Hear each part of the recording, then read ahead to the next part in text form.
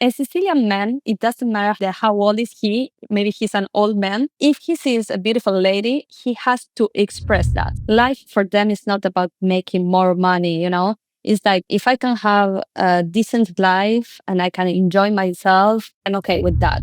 They are just too comfortable. They might have more than one property. They can afford living in another place, but it's easier for them to have their mom doing everything for them. And his man keep calling her all the time, saying how she should do things and expecting her, to cook, to clean, to iron the shirts for the boyfriend and everything. And she's like, I cannot take it anymore.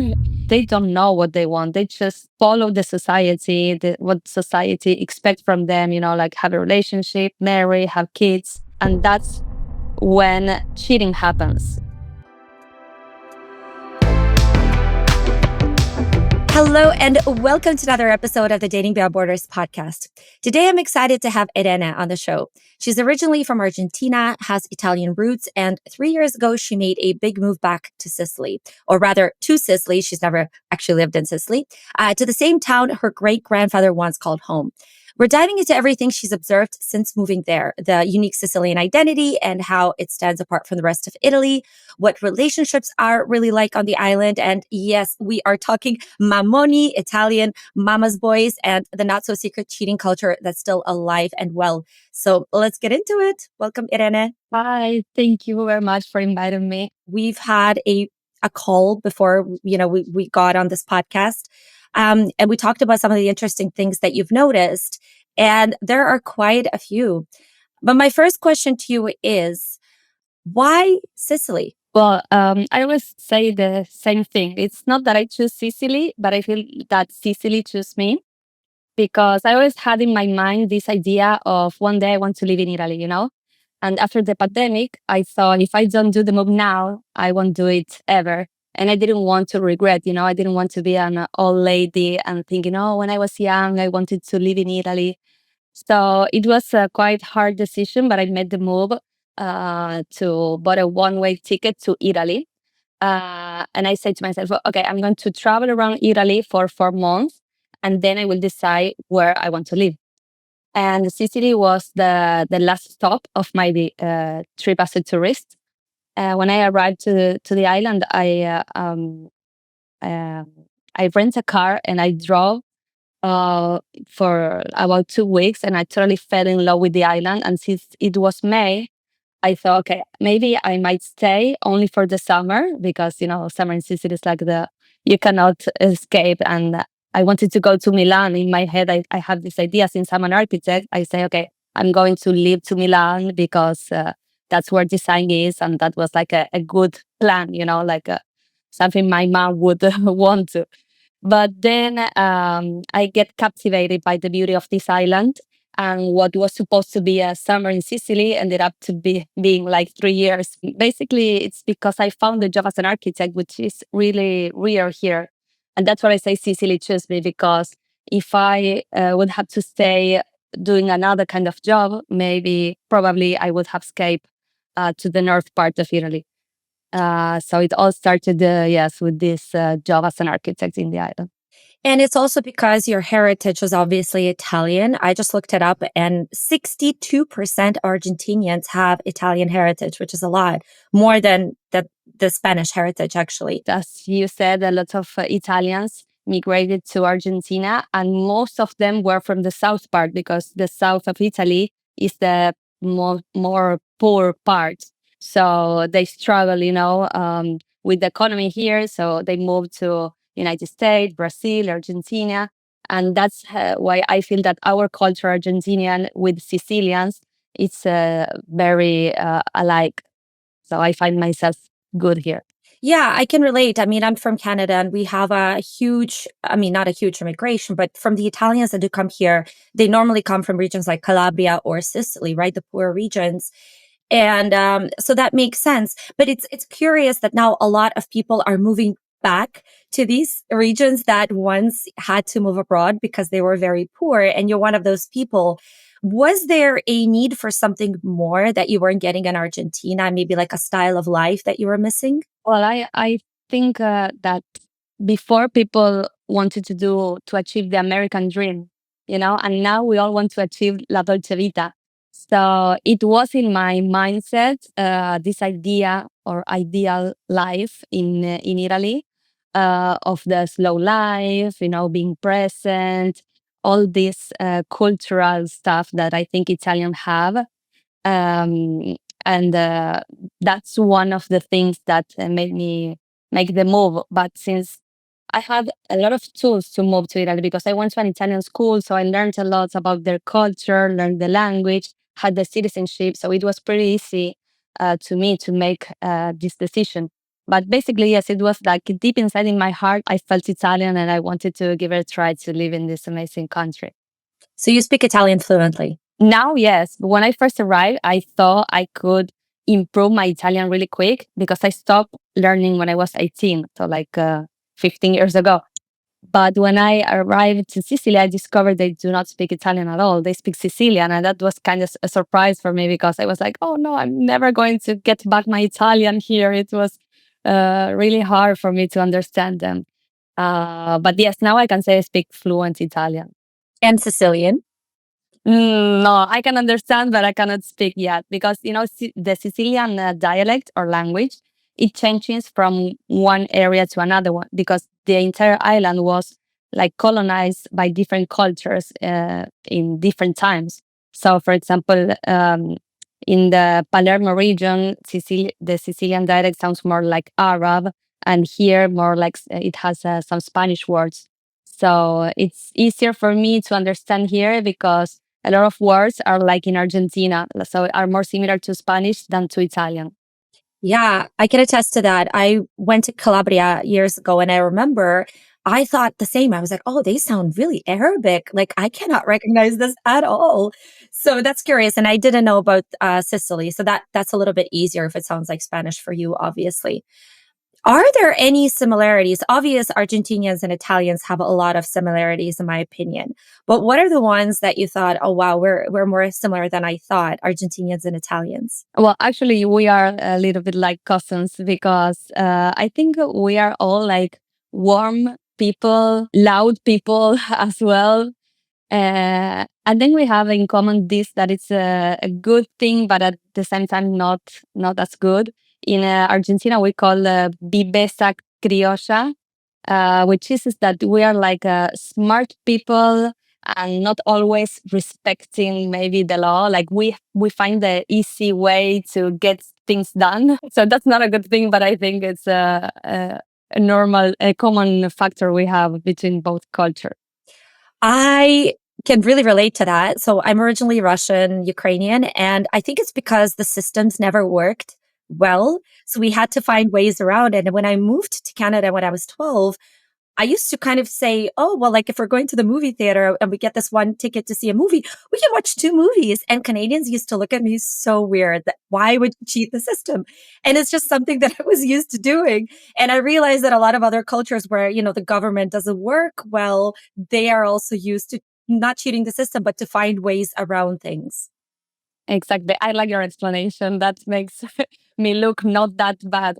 And yeah, actually here I face a lot of bureaucracy. It's like, oh my gosh, it's like pretty difficult to get things done because they ask a lot of paperwork and you have to spend a lot of time to get one simple thing done. So yes, it's that's a thing that I don't like about living in Italy. But Yeah, let's talk about some of the struggles that you've experienced since moving to Sicily. I think bureaucracy is probably at the very top of the things that you struggled with. Was there anything else that was really hard to get used to? well, it's more of the same things. No, it's like it's everything's very informal here. So nobody's going to make you a contract for anything. Like for example, when I rent an apartment or when I was hired for my job, they didn't make me a contract. So at the end of the day, I found myself one day without a job and without the house because I didn't have this contract to protect me or my rights. So this is the toughest thing I have to face here. But thanks to that, also I could like reinvent myself. I was reborn with this project that I have, that it's a Calia Farm, is this farm to table experience.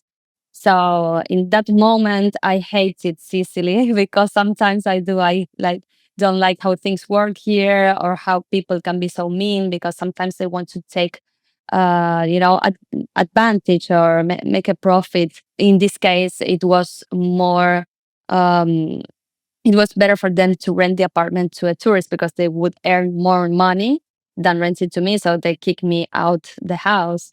And as regard the work, they just used me for some projects, and then when they don't needed me, or they didn't want to explain the bureaucracies and all the paperwork that comes after the design.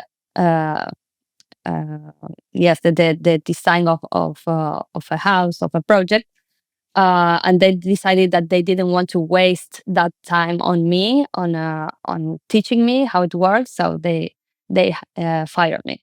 So I was really angry, and it was whether or going back to Argentina or inventing something. So I decided to create this job for me, where I was the host of this farm to table experience with a Sicilian family in the countryside of Salemi, because I wanted to keep the good things, and I wanted to share with the people the things that made me fall in love with Sicily and not hate Sicily.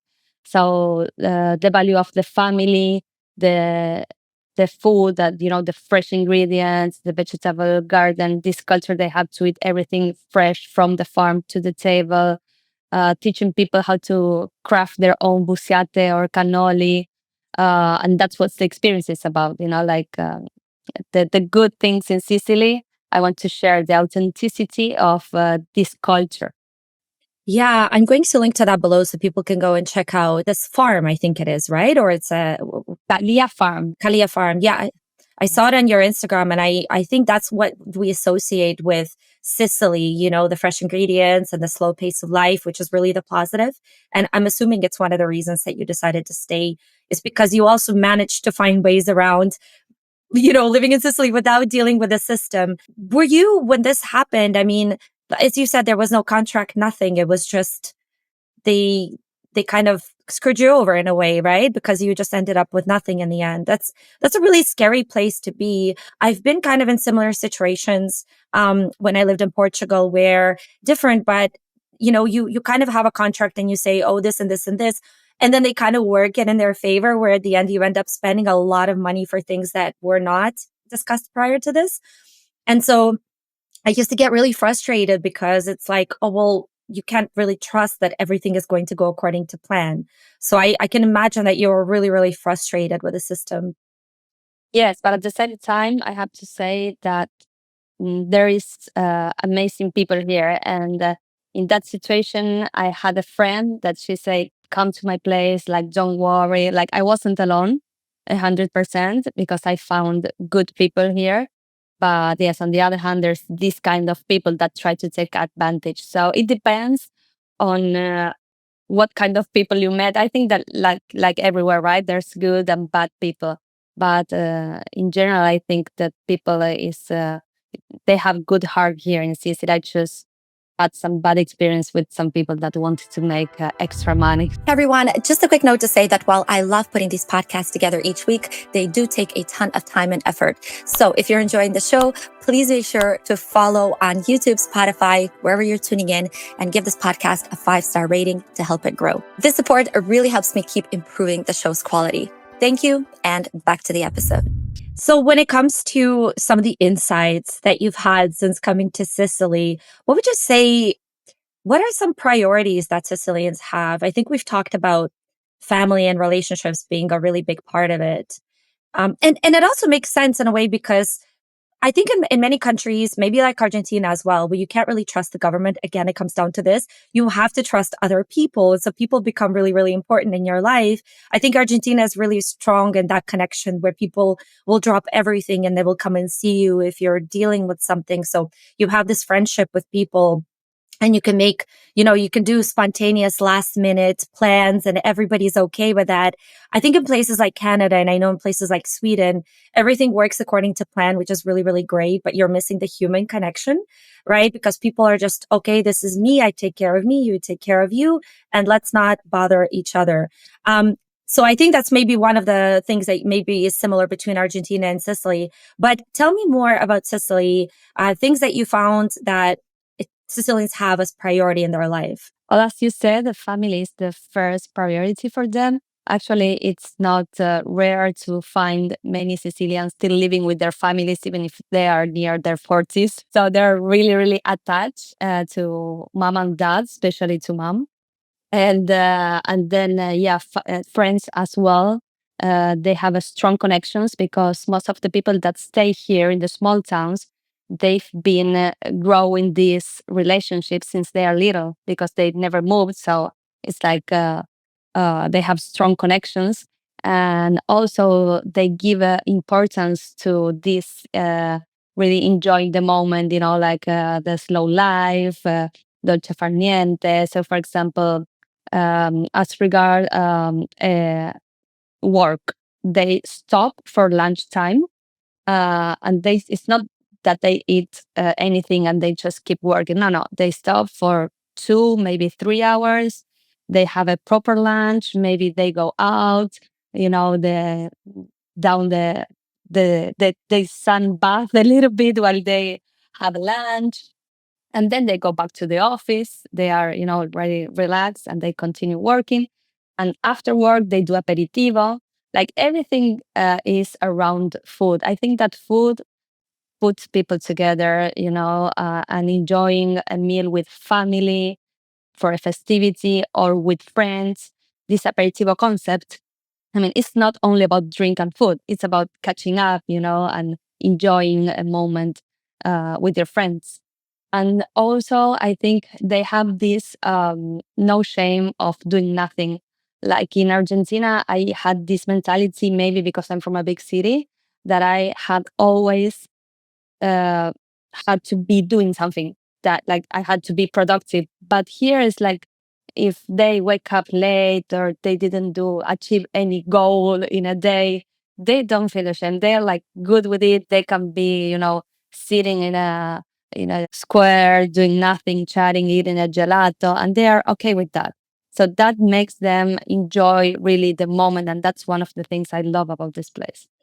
Where are you from in Argentina? Rosario. I always say the same thing, where Messi was born. If you like football, you will know. But it's a big city. It's one of the three biggest city in the country. I know Rosario because it's the city of beautiful women. That's what I've heard. Ah, thank you. They say that. Yes, Rosario and Córdoba. So, okay, I can see the positives in that kind of lifestyle. Does it ever get annoying as well, where you're trying to get things done and people are just lounging about, enjoying their life? Or maybe you're trying to progress in your life and you don't feel that drive from people. They're just leave it, it's fine, enjoy your life. I know. Yes, that can be annoying, but at the same time, I just inhale and breathe and say, okay, but this is one of the things you like, so you cannot complain now. It's like balance. Yes, it can be annoying.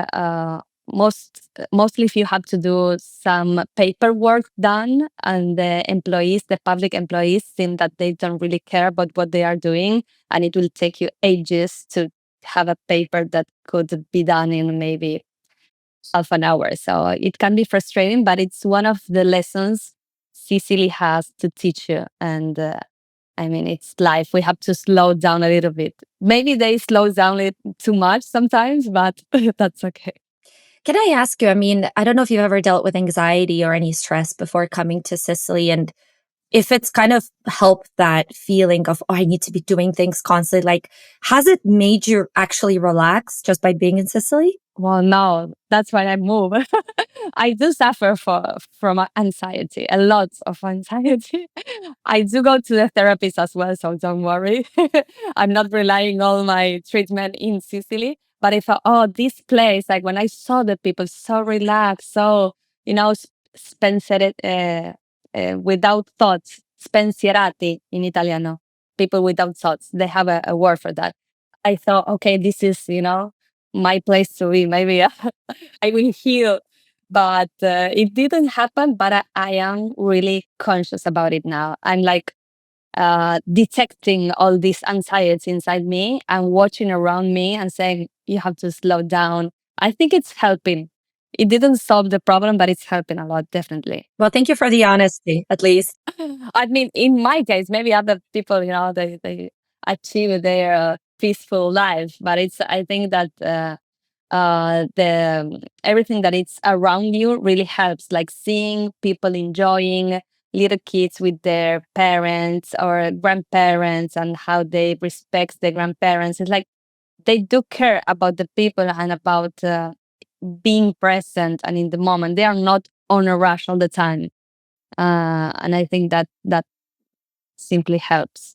Yeah, I think anxiety is not as easy as pull the switch and all of a sudden you're anxiety free. I saw people enjoying themselves by the fountain and drinking coffee. It's done. Obviously, it's a bit of an issue, but I do find that I've never had anxiety, to be honest, before. And I feel like the whole world is, at least our Western world, at least these really, really developed countries, we're all suffering to an extent with anxiety because there's just too much information available and we're constantly caught up in it. You and I create social media. So we're constantly on our phones as well because we have to be. And so that doesn't really help to, when you go on TikTok and you realize, oh, someone has cancer. Oh no. Okay. What if that symptom that I thought was nothing, maybe it's something, or a plane just crashed. Oh no, maybe it's not so safe. So you start, becomes anxiety driven. Or if someone's achieving something that you haven't achieved is obviously a really popular comparison game. Oh, look at them. They're doing so well. I should be also doing so well. And even being in a really beautiful place, someone else is in another beautiful place. And so maybe I should be there. Um, and so I'm totally aware that just going to Sicily is not going to solve people's problems, but there's something to people just enjoying what is, right? Which is like very, very simple, very basic things, right? Yes, yes, I think they do get to enjoy the moment and to have time for others. For example, the coffee, no, the here it doesn't exist coffee to go. Like coffee to go is like it's more important what I have to do, and I'm just drinking my coffee while I'm driving or at the office just to give me energy. But here, no, the important thing is the coffee to enjoy it with the person you have next to you, or maybe along, just reading the newspaper or talking even with the waiter. It's like um yes, I think they have a more another mindset of what's important in life. I can imagine that this is really great if you're an older person and you have your whole family there. Have you talked to younger people about their life? And if so, have you kind of noticed if people are happy, younger people, if younger Sicilians are happy with their life, or if they feel like that they're kind of wasting their life doing nothing and maybe they should be earning more money and maybe they don't want to be living with their parents anymore, because the economy is not so great. What have you noticed through conversations with people? Well, I noticed that there are two kind of people. First of all, the young people from Sicily, most of them emigrate because there are not job opportunities. So the one that study something and they want to do a career, most of them they are not in Sicily. At least they have a parent that had a studio and then they inherit that studio and they can continue the activity, the family activity. But I don't like to generalize, but in general, most of the young people they only care about getting a fixed income. Here, there's a type of contracts that people do that it's indeterminato, like it starts, but yeah, but it doesn't end. So with a basic income, working for other people, they're good with that. They don't have, because life for them is not about making more money. It's like if I can have a decent life and I can enjoy myself, I'm okay with that. And at first, I was like against that mentality because I was like, this is a land of opportunity. Like you can do so many things. Why won't you?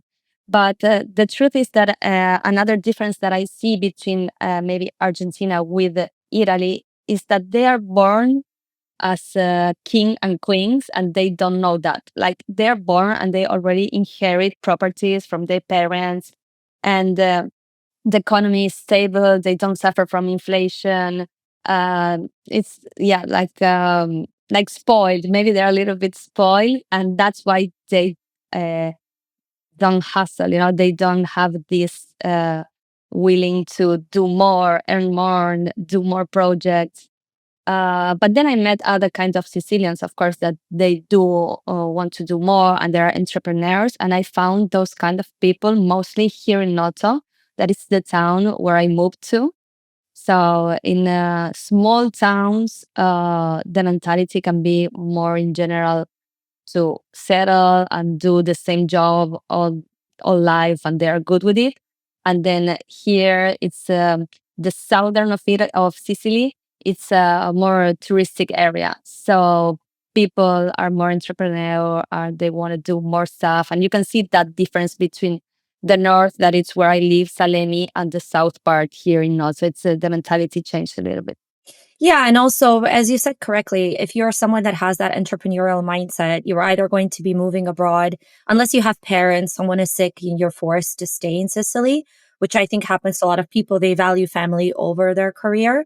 But it makes sense that I've noticed this trend, to be honest, in all of Southern Europe, where and even even the Netherlands, which is really surprising to a lot of people because or Sweden, are countries that are doing really really well, yet the work life balance is incredibly important. I talked to Canadians that have moved to the Netherlands, and they said, I really didn't enjoy that there was kind of no drive in people. Like once you're done work at 4 o'clock, you go home. You're done. You're not going to stay over time. You're not going to put in any extra effort because your life is more important than work. And I've heard this echoed many, many times. And I thought, well, this is curious, right? Because we all know, okay, Italy, okay, that makes sense, especially like a kind of slower paced life in Sicily, as opposed to maybe Milan, which is more work driven. But the Netherlands, even, and so I thought a lot about how in North America and the UK, we're all just go, go, go, go, go, the next thing, the next thing, the next thing. And then you have that very opposite mentality in a place like Sicily.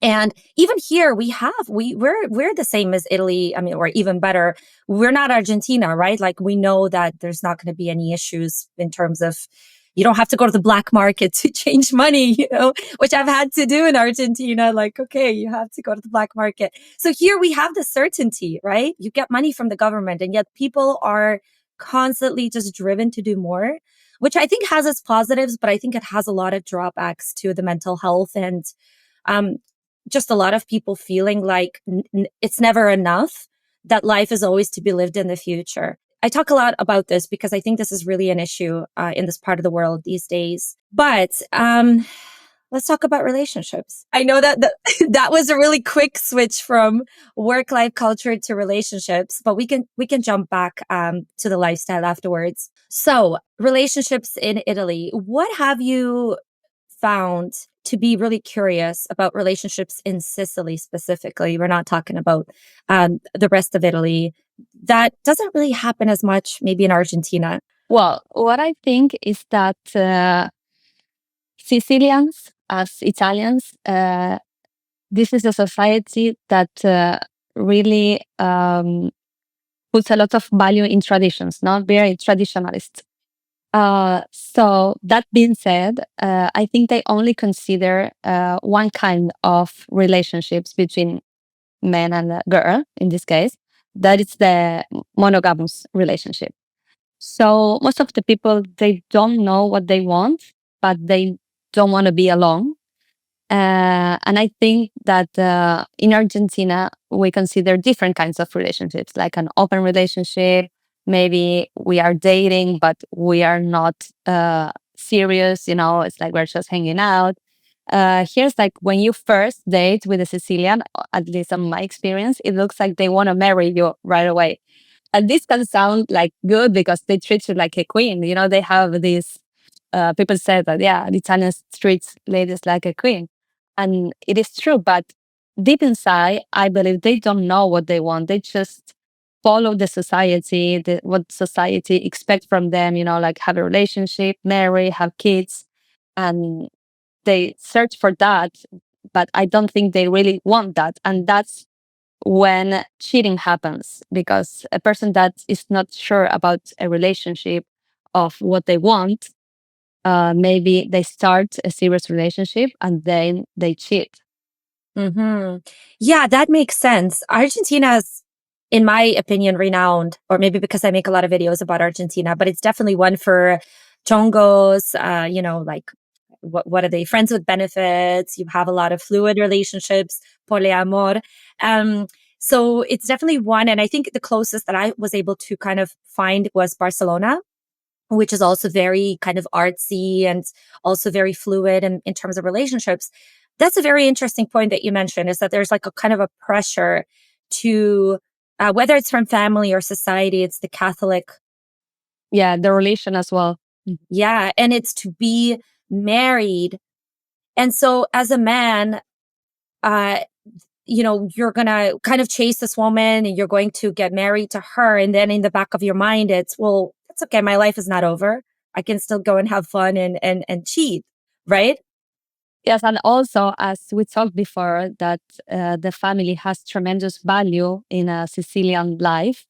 As I told you, the mom is the main role. So I think that when they move from their parents' house, if they do, or when they grow up, they kind of need this female role, because the mom did everything for them: cook, clean, take care of them. So when they become adults, uh, they need like a woman next to them. And that's why they look into a serious relationship. Maybe they are not ready yet, but they just do it the same. And that's when, yeah. If you're talking to Sicilians about the whole mammoni, mama's boy phenomenon, have you discovered something? I mean, do Sicilian women, are they well aware that their men are mama's boys? And or through talking to men, have you kind of thought, oh, wow, this is very different.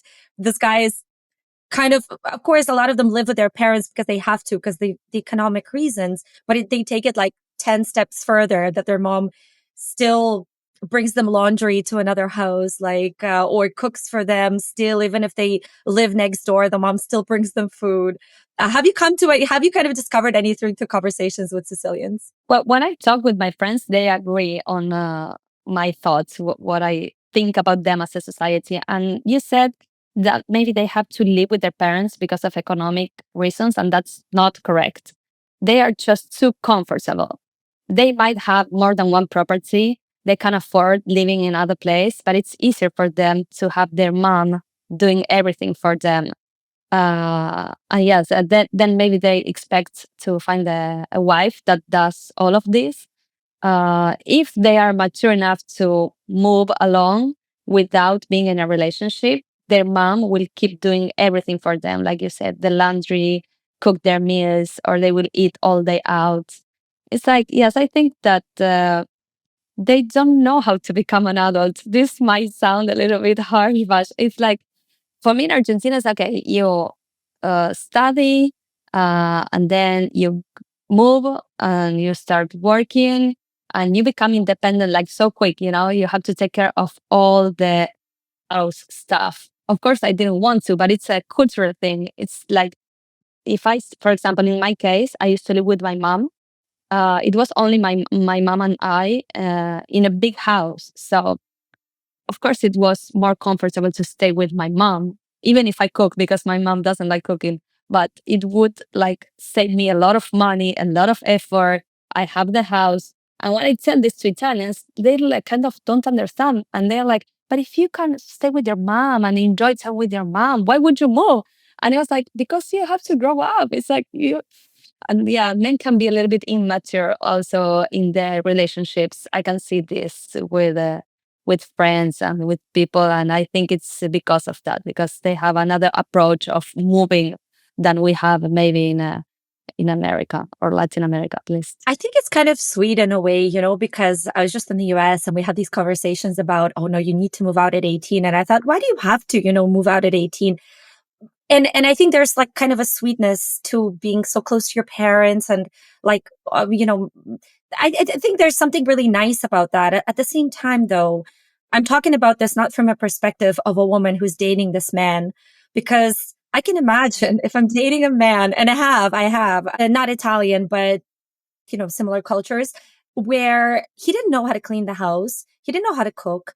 His mom, he was like, I don't have to buy sweaters. My mom is bringing my sweaters. She's coming from my country and she's bringing 7 new sweaters to me. I'm like, okay, you're 40. And so so I was at that end of it where I was like, it stopped being cute and sweet.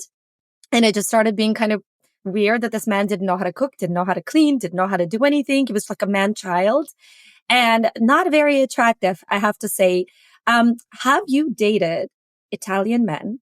And if you have you had those experiences? Well, I dated, but I didn't have that experience because I didn't get to the point of having such a serious relationship. I do have a friend that she's in a relationship with an Italian, a Sicilian, and she's struggling with her mother-in-law, because she cannot move from the role of mom and from the role of main female figure in the house. So my friend moved in with with her boyfriend, and his man keep calling her all the time, saying how she should do things and expecting her, to cook, to clean, to iron the shirts from for the boyfriend and everything. And she's like, I cannot take it anymore. Yeah, mother-in-laws can be a thing for at least for us that are foreign and we are not used to this kind of relationship. Yeah, and you mentioned something really interesting is that the mother is used to being the primary female figure in his life. There's a saying where it's for a boy, the mom is his first love, and for the mom, the boy is her last love. And it's really sad, but it's kind of also, again, if you're dating this man, if you want to be married to this man, this woman might just hate you because you're taking her place, which is not a great position to be in, right? I know, yes, yes. And here, like, the slow life makes people don't have much things to do. So they have a lot of extra time to think about your life instead of themselves. So they will call you and they don't have any uh, privacy boundary. They kind of don't even understand what privacy is. That you can receive a package or a letter that it's under your name and they will open it because it's their house. So it happened to me that. So yes, it's like, yeah, being in a relationship here is being in a relationship with the Sicilian and with your mother-in-law at the same time. It's funny because I always hear that. That's kind of like the meme, the stereotype. If you're dating a guy, a Sicilian guy, you're dating his whole family. But now that you're describing actual examples of this makes so much sense. It becomes like a real thing versus, just a funny stereotype. Do people gossip a lot as well? Do people talk? And because I know this is a thing in some countries where it's like people talk behind your back. And so as a woman, then you have to be really careful about the kind of men you associate with, or if you have sex with someone too soon, because word is going to spread and you will be that girl. Honestly, I'm so old school. I consider myself a free spirit, but in order to go to bed with a man, it takes ages because you have to seem interesting in an intellectual level. So here I don't find many men that attract me that way. So yeah, I've been struggling. Being single in Sicily is not that easy as it seems. I know they are. They think they're Latin lovers and all that stuff, but yeah, I do think they might talk behind the back. Like it's like it was in Argentina maybe 30 years ago that the man can date with multiple girls, but a girl should not go to bed with so many men because, yes, it's a small town, in the small town, big talk. You mentioned something curious and that I can relate to really well is that for you, it's kind of hard to get to that point where you want to take it further because in order to do that, you have to feel like someone's attractive to you, not just visually, right? So there has to be a depth, there has to be a soul, there has to be intellectual conversation. Has it been difficult in Sicily because you feel like they're a little bit not as open-minded in terms of they haven't really traveled the world. They kind of see the world from one point of view. Yes, yes, that's definitely a thing. They can be a little bit close-minded, but yes, my personal experience is that I like people that are entrepreneur, that have a lot of projects, of dreams. And here, people could sound to me a little bit like maybe boring, but that's fine because they're happy with their life. I mean, even if they do little in a day, they achieve little things and they just relax, enjoy the beach. I mean, I admire them in one point because they can be happy with so little. And I'm so ambitious and want to do so many things in one day, and then I get frustrated because I can't, and that's when anxiety comes. So I don't know if it's a good thing that I'm looking for this stereotype of men. Maybe I need to, I always say to myself, maybe I need to find a Sicilian that you just enjoy the slow life and then he can teach me how to do that. Yeah, I think it needs to be a bit of a balance. Obviously, maybe not someone as driven as you, or maybe driven, but also calm and just grounded. I think you can have both. I don't think it has to be either. I don't have any interest. I don't have any entrepreneurial interest at all. Because if you are someone entrepreneurial, I'm the same way as you. I would like to be challenged and stimulated, you know? And it could be a wonderful person, but I just don't see that lifestyle where I just don't find that there's any point of connection with someone who's not really like that. And they can have a regular job as well, but it just has to be kind of a mindset thing where we can have deep conversations, where we can challenge each other a little bit. Once you're that kind of person, it's really hard to settle for, something different. Um, you told me when we talked before that, and this was really interesting to me, that there's kind of a parading that happens in on the streets of Sicily. Tell us a little bit about that. Well, yeah, the passeggiata, the strolling, can be like a parade to show off. They do it with a family, with friends, and Italians, they love style and they love to dress up.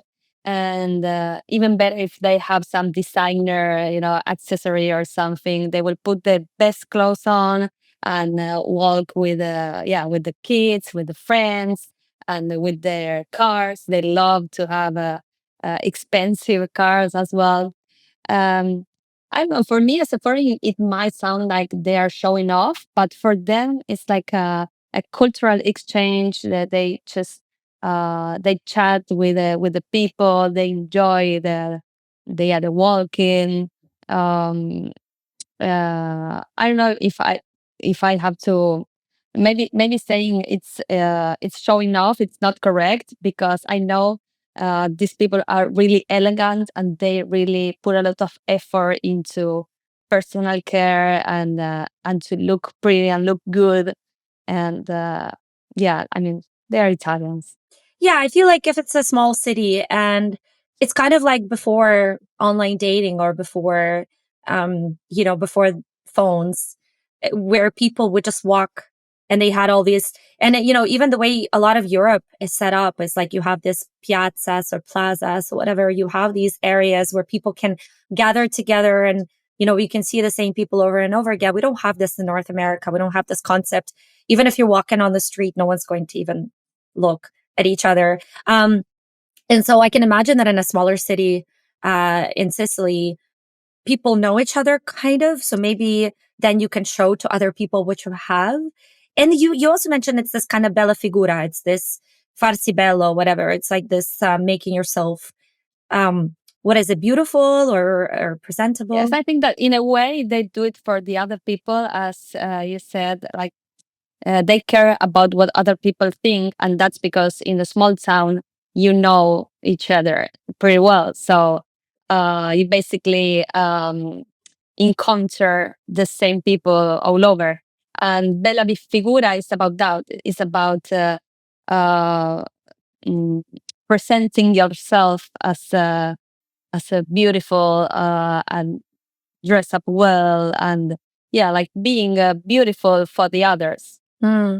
But I think they also do it for themselves. They really care about aesthetic design, about beautiful. They do everything beautiful in Iran. Architecture, clothes. It's like they really put a lot of effort into that. Yeah, I've noticed that some of the nicest dates I've been on were with Italian men. And I think because of this bella figura, it's this, it's not even that they just want to get you into bed, it's that they really want to make a really pretty presentation of things because it kind of shows about themselves that they brought you a really nice moment or they took you to eat something really, really nice. It's kind of showing that, that they showed you the best of the country so that their country is really, really good. It's the best. And they showed it to you. And it's all about this presentation of things. Whereas in other countries, a guy could just be blah blah blah, they just to get you into bed. Here is a little bit different. Yes, they are really proud of their culture, of their food, yes, of everything they are. Actually, they are super proud of their food. And one thing I wasn't expecting is that, Italy it has a lot of regions, and each region has its own culinary culture. I'm a foodie. I love food. That's why I'm talking about that. Sorry. So basically, each region has its typical dishes, and you won't find a dish from another region here in Sicily. So they don't have a diversity of food here. The only thing you can find is sushi.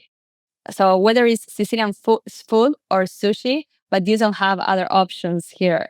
And that's one of the things that it's frustrating for me.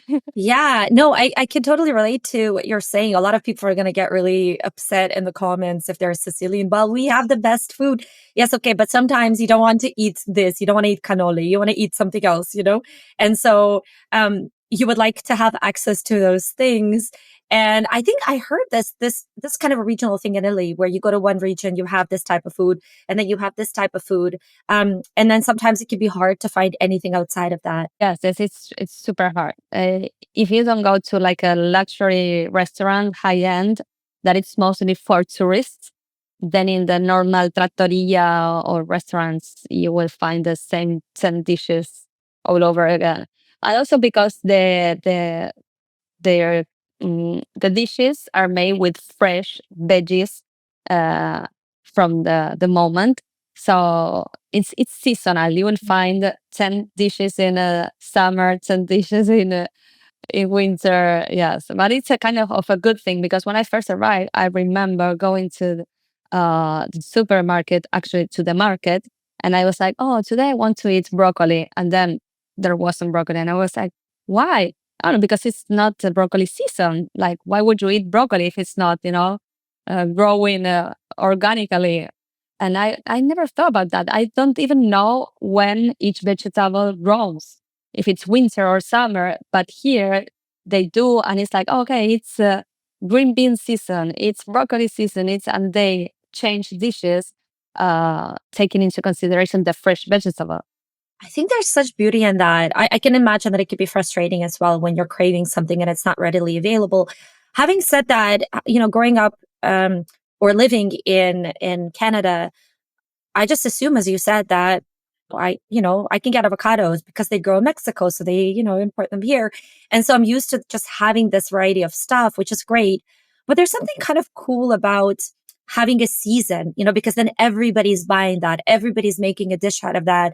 And it kind of feels like kind of a sense of community as well, where it's like you're eating one food and then everybody's eating this food. And then I think when you have a little bit less choice, you also tend to appreciate things more. This season, I'm going to try to make this a part of my diet. I mean, apart from the obvious that it's healthier food because it's growing at that moment.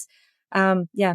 I think it's also a respect for nature that we do not have. Like in big cities, you don't think, okay, what vegetable is growing now or what products is local, supporting also local economy, local producers. You don't think, you have a recipe in mind, maybe an Indian recipe or, from other culture.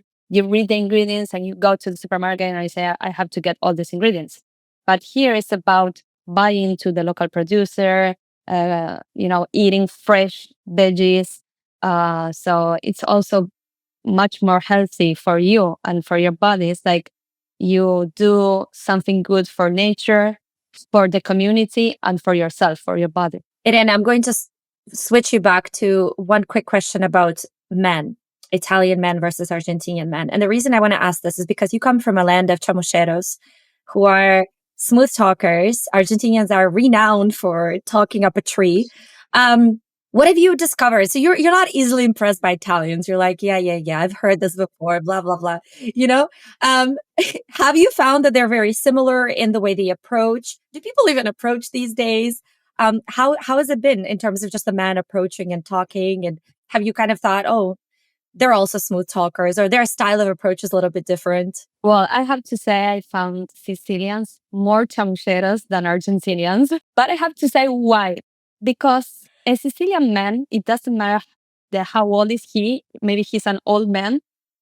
If he sees a beautiful lady, he has to express that. So he will tell you, he will flatter you, he will say good things to you. And that's the chamuchero part, right? Saying nice things to a lady. They won't keep it to themselves. They will, that's a good thing because if you feel good, like your ego grows with all these beautiful things Italians have to say. So when they really like a girl, I think that's when they plan a little bit more. So if they really like you, they are not chamucheros. They won't go straight away and say you a lot of beautiful things, blah, blah, blah. Instead, the Argentinian men, in order to get a lady, they will say a lot of beautiful things. But if they're, for example, in the street and they jump into a beautiful girl, they won't say anything. Here's like, I was also like embarrassed. I don't know, maybe an old man with his wife saying beautiful things to me, and I was like, this is awkward. But they're super used to it. It's like I feel flattered, and they normalize saying beautiful things to beautiful ladies. But yeah, I think they are all chamucheros, Argentinians and Italians. So then it makes sense that Argentinians are chamucheros because it must have come from somewhere, right? And then that makes sense that if you take a combination of southern Italy and whatever part of Spain Argentinians are from, I think it's probably also the south, although I'm just making that up. But if we take, especially if it's the south of Spain, which is also a little bit more intense, and you combine that, you create a really deadly mix, which is the Argentinian chamuchero. But it makes sense, right? Because they're so similar in their approach, Italians and Argentinians. But it's curious too that you said, like, if you're walking on the street, like these men that say this to you, they have no intention of actually having anything with you. It's just more commenting on something that they find beautiful in the moment because they like beauty. Exactly. Yes, they only like appreciate beauty and say it out loud. Interesting. So we've talked about some of the negatives of living in Sicily. I think we've touched upon some of the positives. What has been like the ultimate positive thing for you living in Sicily? Oh, there's many. Well, I think that in my personal experience, I found in Sicily everything I was looking for. So in my daily life in Rosario, I didn't have a lot of connection with nature or culture because we don't have a lot of history like they have here. So I remember I was in Rosario and I thought, I just want to walk around and see beauty. Uh, and here in Sicily, I found that it's such a rich island. You have all these Greek temples. Then you go out of your house and you suddenly see all these Baroque balconies, like so much beauty, so much history. The food is incredible. So, yes, it's a mix, it's a combination of all the ideal I have in my mind of La Dolce Vita, without the job part. That's the part where I struggle. But for all the rest, that's why I fell in love in Sicily, and that's why I'm proud of calling Sicily my home. And so I think Sicily is a good place for anyone that is working remotely. Yes, it's perfect. If you're earning good money in your country and your country is expensive, you should move here. A lot of people is doing that, buying houses because it's even if you have to rent, like you don't pay anything here for rent and everything's very cheap, food. So it's perfect for people that work from home. Yes, remote. So has Sicily changed the way you view life or it doesn't have to be anything, as you said, I still have anxiety. It's not like it went away just by landing in Sicily, but have you noticed any subtle shifts in how you perceive things or how you feel daily? Well, yeah, I mean, always talking about this lifestyle, this slow life. I know I can be in the sea in 10 minutes. And for example, the other day I was working with my friend and we were in the car and he stopped uh, next to the sea. And I was like, what are you doing?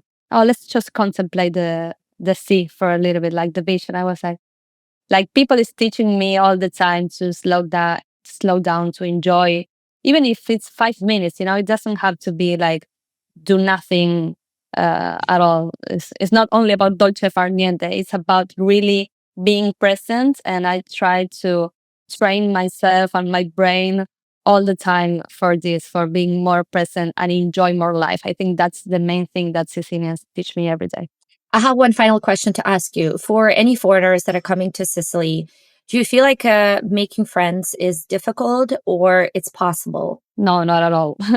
Sicilians love foreign. They are going to jump into you. They are so welcome. They will treat you like family. Honestly, it's a really nice place to be, and I came here knowing nobody, absolutely nobody, and I can say I have really good friends now. Not only people I know, not only neighbors or people that treat me well because I'm a foreign, and they have a lot of empathy with me also because they know I left all behind and I have no family or friends. So people is really warm with me, but also I found people that really and truly cares about me, and they want to help me in my hard times and also enjoy with me in the happiest time. Irene, thank you so much for spending time with me today, for telling us about Sicily. I think people are going to really enjoy this one because we always talk about Italy, right? People talk about Italy everywhere, but to talk specifically about Sicily is something a little bit different, right? And I think I really genuinely want to go to Sicily this summer. So if I do, I'll let you know. Have you ever been here? I've been to Italy, and the furthest I've gone is Calabria, which is, No, you have to come to Sicily, please.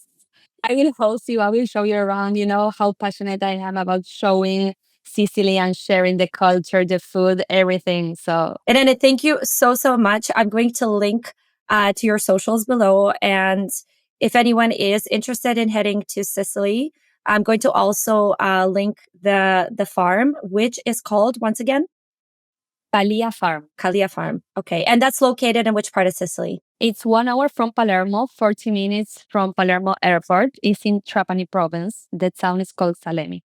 Okay, perfect. So I'm going to link to all of this below. If you have any questions for Irene about the farm, about Sicily in general, please leave them below or go check out her socials. And Irene, thanks again. Thank you, Marina. It was such a pleasure chatting with you. I'll see you in Sicily. See you in Sicily. Bye.